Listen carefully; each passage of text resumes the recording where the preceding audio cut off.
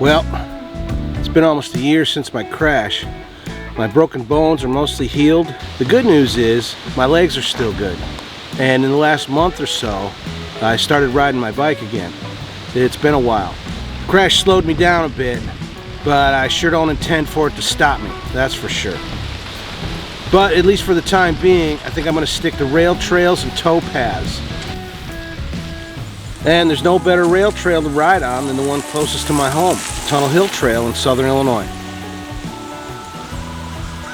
The Tunnel Hill Trail is a 45-mile rail trail from Harrisburg to Karnak, Illinois. It cuts right through the Shawnee forest, and it goes through many different ecological communities, everything from dry upland forest to wetlands down in the bottom. The trail's open to hikers and bikers, but motorized vehicles, horses, and hunting are not allowed. The original rail line ran from Vincennes, Indiana to Cairo, Illinois. The rail line was constructed by a group that was headed by Civil War General Ambrose Burnside. Burnside's unique facial hair gave us the expression sideburns. Get it? Burnside? Sideburns? And the town of New Burnside was named after him. Or was it New Sideburns? The rail line was bought and sold, and it changed hands several times, until 1991, when the Norfolk Southern gave right-of-way passage from Harrisburg to Karnak to the state of Illinois to create the Tunnel Hill Rail Trail. The first section between Tunnel Hill and Vienna was finished in 1998, and the rest of the trail was completed in 2001.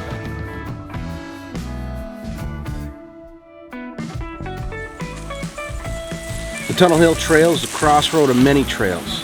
The river-to-river hiking trail crosses it as it goes across southern Illinois from the Mississippi to the Ohio rivers.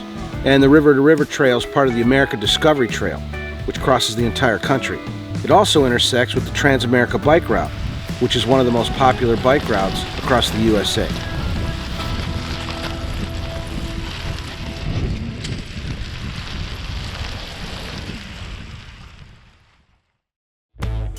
At the north end of the trail, you'll find the town of Harrisburg. It's the largest town along the trail. Except for a bike shop, you should be able to find everything you need. They've got restaurants, grocery stores, hotels. They even got a Walmart. The nearest bike shop's in Carbondale or Carterville. There's a 5-mile spur trail north of Harrisburg that takes you all the way to El Dorado. It crosses the Saline River. It's a nice addition to the trail, but it really just goes through a semi-industrial area. I wish they'd complete the trail all the way to Vincennes. Then it'd be a nice long rail trail. But why stop there? Just build a rail trail all the way to Chicago. Between Harrisburg and Stonefort, there's some old coal mines. You can see the old strip pits, now filled with water. They form man-made lakes, and now they're starting to build houses around them. Food services like grocery stores and restaurants are few and far between here on the trail. There's no guarantee that there'll be a grocery store or restaurant right there along the trail when I get hungry, so I always bring my own just in case.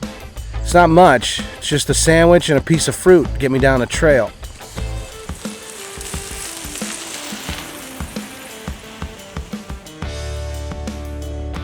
Be sure to stop at Sanborn Junction, just south of the tunnel.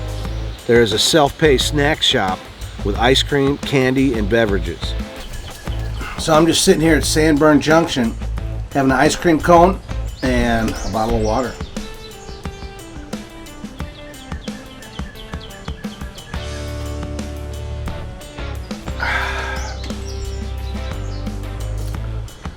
It's a nice shady stop. It's got self-pay ice cream and beverages. So you're on the honor system, so be honest.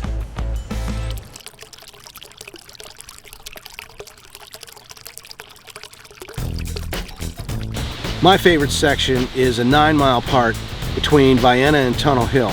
It follows the Little Cache Creek, and it crosses a bunch of little railroad trestles along the way. Those are my cozy bridges, where I take lots of stops.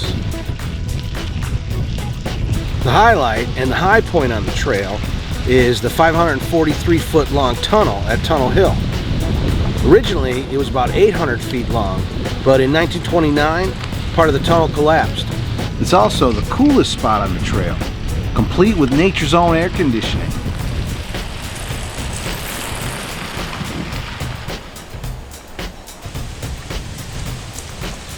All told, there's about 23 railroad trestles on the trail, the longest of which is the breeding trestle, about 450 feet long and 90 feet high. Just south of Vienna, there's a fine example of southern Illinois wetland, complete with bald cypress trees and many different swamp creatures. There's a 2.5-mile spur trail out to the Barkhausen Wetland Visitor Center, home to the largest bald cypress tree in Illinois. If you see trees with knees, you're probably in a wetland. If you happen to see a snake sunbathing on the trail, don't freak out. Don't pick it up. Give it plenty of room and just keep on going. If you don't mess with them, they don't mess with you. And by the way, they are protected animals, and so it's illegal to kill them.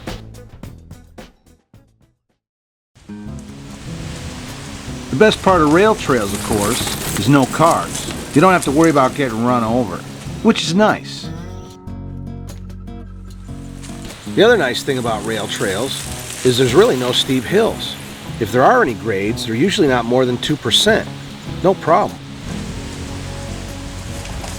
Hey, don't get me wrong, there's a time and a place for steep hills. And I've ridden on roads where there's lots of steep hills. You're either grinding up the front side of the hill or you're roaring down the back side of it. But you never really get into a groove where you're just pedaling nice and steady. That's what I like about rail trails. You can just get into a groove and pedal nice and steady. With no uphills, there's also no downhills, so no coasting. If you stop pedaling, you lose momentum pretty quick. The other nice thing about rail trails is usually they're tree-lined, which means lots of shade from the hot sun, and the trees knock down the wind a little bit. On a rail trail, usually there's lots of places to stop and explore. Plus, you really can't get lost. Just follow the trail.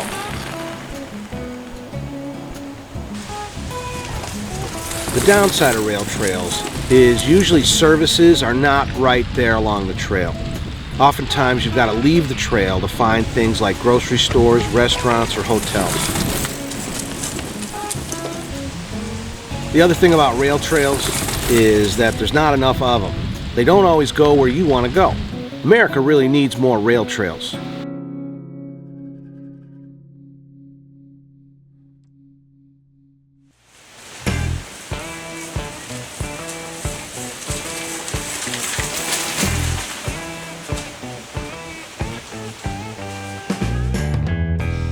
The trail surface is crushed stone and it's in really good condition.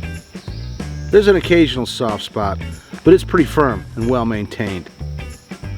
I usually ride with my skinny tires, 700 by 32s, and I have no problem on this trail.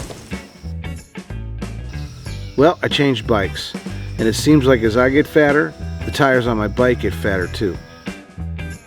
This bike takes a little fatter tires, so now I'm riding on 41s and it's a nice soft ride. Yeah, I look fat. That's because for the last 10 months I've been sitting on my rear end eating ice cream every day because it's, a dairy product and that's good for my bones, and Reese's peanut butter cups because everybody knows that peanut butter is good for you too.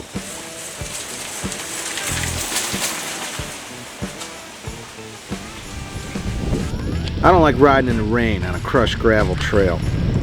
Grit ends up splashing all over you and your bike. But after a rain, the trail drains pretty quickly and off you go again. After a heavy rain, sometimes parts of the trail get washed away. But a maintenance crew is usually pretty quick to fix a damaged trail or remove any fallen trees.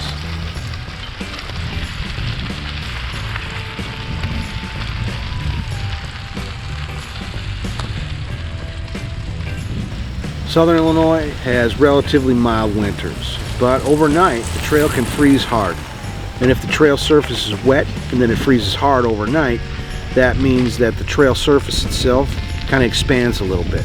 And as long as the trail stays frozen, no problem. But if it warms up during the day and the trail thaws out, it can get a little mushy. And that can sometimes really slow you down.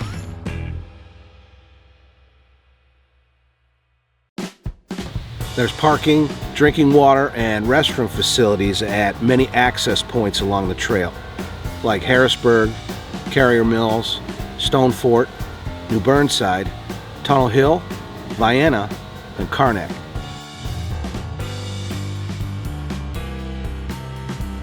There used to be a little cafe in Stone Fort and a small grocery store in Karnak, but I'm not sure they're open anymore. Of course, the pandemic took a big toll on these smaller family-owned businesses. At the south end of the trail, there's a campground at Karnak, complete with picnic tables, fire rings, a toilet, drinking water, but no showers. There are some smaller towns with limited services along the way. There's a grocery store in Carrier Mills and plenty of services in Vienna. Yep, that's how they pronounce it, Vienna. Vienna also happens to be the bicycle capital of Illinois. There are visitor centers at old railroad depots in Stone Fort and Vienna, where they house lots of memorabilia and artifacts from the old railroad days. Definitely worth a look-see. There are even some old ghost towns on the trail, like Foreman and Parker City. In Parker City, you can still see the foundations of some older buildings.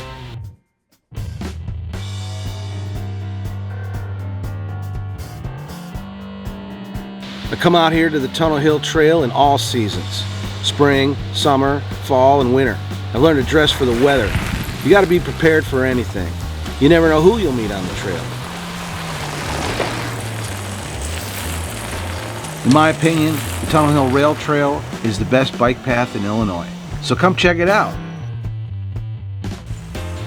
Usually during the school year, on any given Saturday, you'll find me down here riding my bike at the Tunnel Hill Rail Trail. It's like my home away from home. I'd love to see you out here on my favorite rail trail. And sometimes you can just feel the love out here on the trail. Just want to say thanks to the people of Illinois for making the Tunnel Hill Rail Trail. Well, I gotta get going down the trail. Thanks for watching. Now go ride your bike.